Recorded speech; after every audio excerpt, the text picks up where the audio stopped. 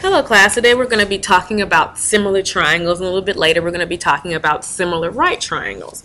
Now from middle school you know that triangles are similar, or shapes are similar, if their corresponding angles are congruent and their corresponding side lengths are proportional. And that's the same holds for any shape, and in particularly a triangle. So if I want to prove that two triangles are congruent, I can prove 6 things: that each of the 3 pairs of corresponding angles are congruent, and each of the 3 pairs of corresponding sides are proportional. Let's talk about that. Okay, so here I have 2 similar figures. And how do I know they're similar? Well, I can prove based off their angle measurements, as we saw in a previous activity. So how do I know if these shapes are similar? Well, let's take a look at their corresponding angles. Are they congruent? Well, in this similarity statement, and this is a similarity statement, this symbol means similar, but in this similarity statement, angle J corresponds to angle X. Are they congruent? Well, yes, they both have 2 hash marks. And then it says that angle K corresponds to angle Y. Is that true? Well, yes, they both have only 1 arc, which means they're congruent. And then the third angle corresponding pair is angle L with angle Z. Are they congruent? And it doesn't look like they have a mark to indicate they are congruent. But let's say, for example, that J was 30 and K was 50. Okay? If J is 30 and K is 50, then we know degrees, that we know that, and because J corresponds with X, that X is 30. And since K corresponds with Y, that Y is 50 degrees. So let's take a look. What's the sum of the degrees in a triangle? Well, it's 180. So that means that angle L has to measure 100 degrees. Well, if angle L measures 100 degrees, does the same hold for angle Z? Well, angle Z also measures 100 degrees. Why? Because angle Z is part of a triangle with X and Y, and we already know that X and Y add up to 80, so therefore as a whole all the triangles are congruent. All the angles, the corresponding angles of L and Z are congruent. So that means that if 2 angles of one triangle are congruent to 2 angles of another triangle, then the 2 triangles are similar. We don't know anything about their side lengths, but we do know that they are similar. So that's postulate 22. Now let's take a look at another postulate. What if we don't know any information about the angles, but we do know some information about the side lengths? So here we have in this picture 2 triangles, ABC and RST, and they don't give us any particular information. So let's see what the problem says. If corresponding side lengths of 2 triangles are what? Then the triangles are similar. So what must the corresponding side lengths have in common in order for these two to be similar triangles? Well, if you said the word proportional, you're absolutely right. So please fill that in. So if I can prove, how do I prove that corresponding side lengths are proportional? You do that by proving that the ratio between each pair of corresponding side lengths is congruent, it's equal. So for example, I would take AB and divide it by RS to make that ratio. And then I would take BC and divide it by ST to make that ratio. And then I would take CA and divide it by TR and make that ratio. And if each of these things is equal, then I can say for a fact that the side lengths are proportional because their ratios are equal. So for example, let's just say I had made this side length 5, this side length 7, and this side length 11. Gosh, why did I say 11? I meant 6. Okay, those are numbers. It's going to be messed up. It's going to give you fractions. I know how y'all don't like fractions. So I'm going to make it a little bit easier on us. We're going to change these values to some lovely easy values.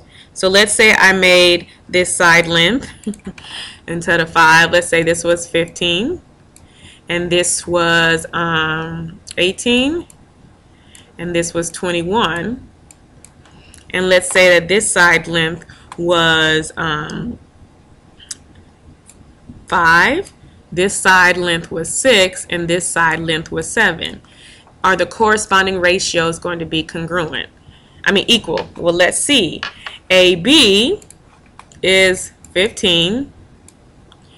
BC is 21. CA is 18. Now let's compare that with this corresponding side length. Our S is 5. ST is 7. And TR is 6. So is 15 over 5 equal to 21 over 7 equal to 18 over 6? And the answer is, of course, yes. These are all equal signs are correct. So we can say that the triangle ABC is similar to triangle RST because we've shown that their side lengths are proportional. Okay? And there are some other theorems too. Remember we had side, angle, side?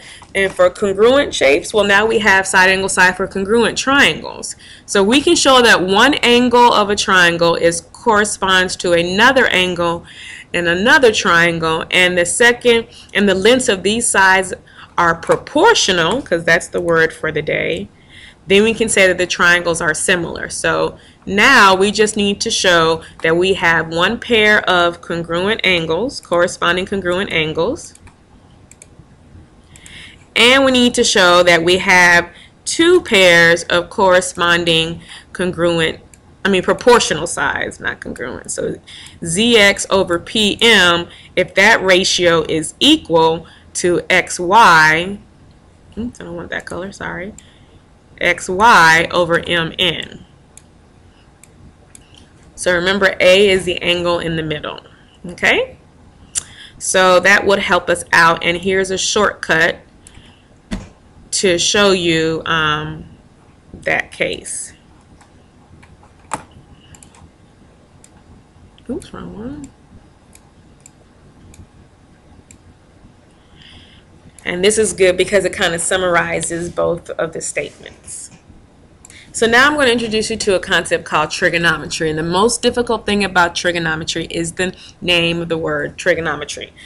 But they all involve similar triangles. So here we have two triangles and they're similar. How do I know they're similar? Well, they both have two right angles. So that's one pair of corresponding side lengths that are congruent. And they also have another corresponding pair of congruent angles because they both share the same angle A. So by the previous postulate, we saw that if you have two pairs of corresponding angles that are congruent, then the triangles are similar. So these triangles are similar. And because they're similar, we also know that their side lengths are proportional. And since the side lengths are proportional, we can take a look at their ratios, and the ratios will corresponding ratios will also be congruent. So what someone did is they took a look at all these right triangles and they made up a list of all the different ratios, and therefore you can determine, and they called each ratio a special name. So they called this ratio, there's three different ratios that we're going to be looking at. Okay, the first ratio is sine and the second ratio is cosine. So first you need a right triangle, and make sure that it's an acute right triangle. Of course, that's the only possibility with the right triangle. And the sine of angle A is a ratio between two sides of triangle ABC. Now, which two sides are we talking about? Well, the sine ratio is going to be the ratio of the length of the opposite leg of angle A to the hypotenuse. So what does that mean? So here is the opposite leg of angle A. So that means if I were to take the length of that leg, that would be in the numerator of the sine ratio, and then in the denominator of the sine ratio would be the hypotenuse.